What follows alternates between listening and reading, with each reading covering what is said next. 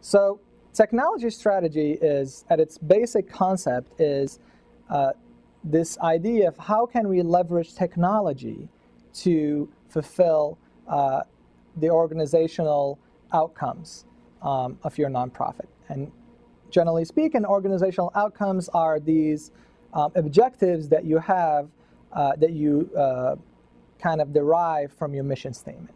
And every year you should track your performance towards these objectives.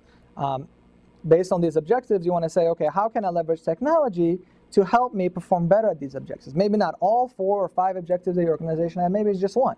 And that's still plenty of help. Ideally, technology strategy starts from the top. It has to have strong leadership, and ordinarily you will have the CEO, the CTO, and the CFO, the Chief Executive Officer, the Chief Technology Officer, or Chief Information Officer, Chief Digital Officer, all sorts of jargon out there, and you have the Chief Financial Officer. They sit down, and they are basically the planners for this strategy. And you have to, the CEO will inform the team about the organizational outcomes that you are trying to achieve.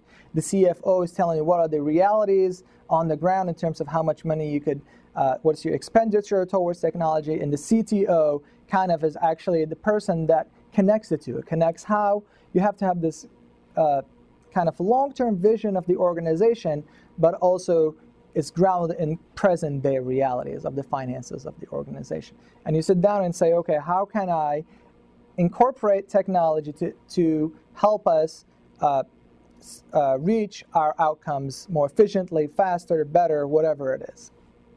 And that starts from the top.